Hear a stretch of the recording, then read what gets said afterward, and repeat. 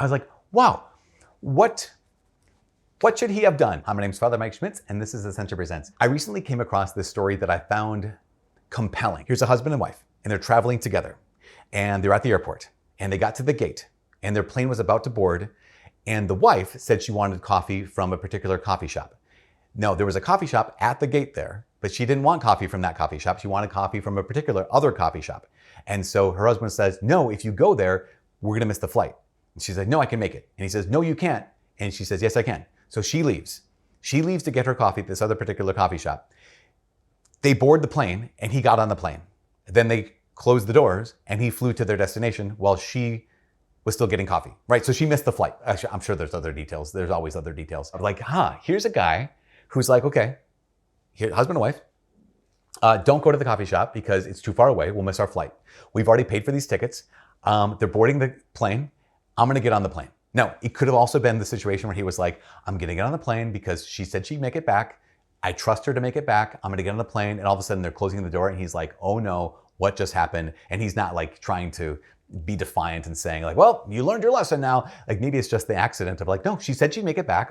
I'm waiting for her. Here's her seat next to me. I'm waiting for her. Oh no. And it's this crisis of like, I shouldn't have gone on the plane. He realizes that immediately as the door shuts. I don't know. But the interesting thing is I've gone back over this and thought, what should he have done? And I've talked to so many married couples about this. And couples who have been married for 10 years, couples who have been married for 45 to 50 years and said, what should this guy have done? And I thought every single one of them would have said, that was the wrong thing.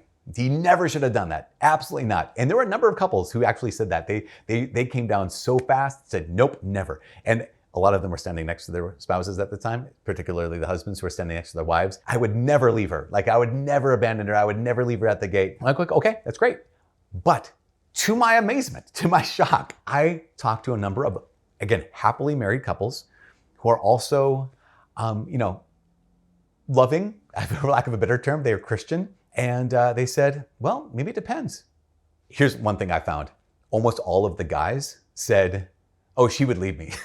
But none of the guys said that they would want me to leave her. Does that make sense? I thought that was kind of interesting. It was kind of a male-female dynamic kind of situation. But some of the people who thought like, yeah, maybe that's right. They said, well, maybe this is the case. Maybe this is always the case. Maybe that she's always doing this thing and she's always making them late. So maybe he just has to get on the plane. Others said, what if this is a situation where they're going to see his family? And she's like, I don't want to go, I don't want to go, I don't want to go. So she's actually dragging her feet and he's like, no, this is important. We have to go see my family because someone's sick or whatever the thing is. All these details that could change the situation. What I found was kind of fascinating was the number of people who try to make excuses or try to make like, maybe there could be a good enough reason for him to get on the plane. No, I think the only reason, if there's ever a good reason that he could get on the plane, would be he was certain that she was going to make it back. She said she'd make it back from the coffee shop.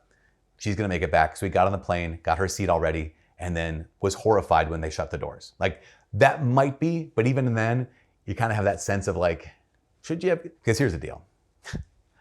I would say this. It is possible that he didn't do anything wrong in getting on the plane. But it's also pretty clear that he didn't do the right thing in getting on the plane, right? Does that make sense? Because in that moment, I told you you wouldn't make it back. So here I am, I win the battle. But in that moment, is the battle really won or did we just actually lose the war?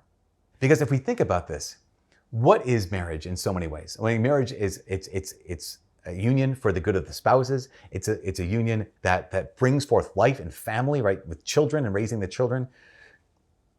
But at the heart of it is, I trust you. At the heart of it is to become one. The first chapters of the Bible, where here's Adam, looks at Eve. For this reason, a man will leave his father and mother and cleave to his wife, and the two will become one flesh. So there are no longer two, Jesus reiterates. They're one flesh. And there's something about this moment where I just think I can picture myself at the gate going, I can't believe this. We're going to miss the flight. I can't. But if you're married, what does that mean? It means we're one flesh. We stick together. Once again, I don't know. I don't know the right answer. I don't know the rules. I'm grateful, but I've never been in that situation and I won't ever be in that situation. But I just think There are a dozen, 2 dozen, 4 dozen reasons why he would get on the plane and let her fend for herself.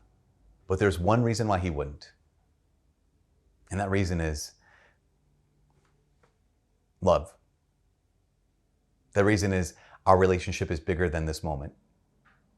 That reason is our marriage is more important than getting to this destination on the time we had planned on getting to this destination.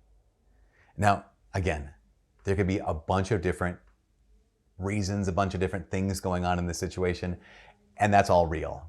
But the reality is this. I tell this to our couples all of the time. Once you're married, there is no obstacle you're going to face. There's no decision you're going to face. There's no problem you're going to face. There is no moment you're going to face or season in life that you're going to face that is more important than your marriage relationship. That's just the reality. After your relationship with the Lord himself, there is no other relationship. There's no other problems, no other decision, no other issue that's more important than your marriage. And so at the end of the day, again, a bunch of reasons why you could get on the plane. But there's only one reason why he wouldn't. And that's because this marriage is more important than anything else. Put in the comments, what do you think? Would you have gotten on the plane or not? I mean, who knows? Is there a right choice? Is there a right decision? I've landed my plane on this one. I've landed my plane on nothing more important than the marriage relationship. What do you think? Anyways, put it in the comments. I want to hear what you guys have to say. For all of us here at Ascension Presents, my name is Father Mike. God bless. This is Ascension Presents. Wow.